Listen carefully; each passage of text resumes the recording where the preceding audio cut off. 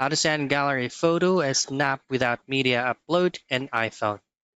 And the very first thing that I would like to tell you is this is not only suitable for iPhone, but this will work on all kinds of phones. The process is still the same if you're using an Android or iOS. So just jump in and open up your Snapchat application and make sure that you're logged into your account. From here, just head straight into your camera icon. And then at the top right portion, you should be able to see an arrow pointing down. Just simply tap on that and make sure that you choose on director mode. From here, just simply record or take a picture in any random part of this video right here.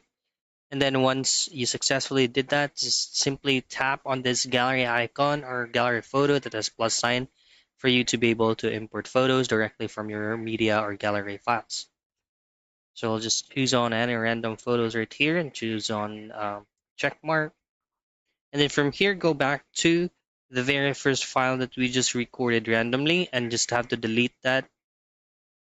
And then just simply preview the current gallery or media file that you uploaded earlier. Have it checked and then just simply hit on preview and send it over to any of your friends that you want. And that's it. That's how you send gallery photo as snap without media upload and iPhone.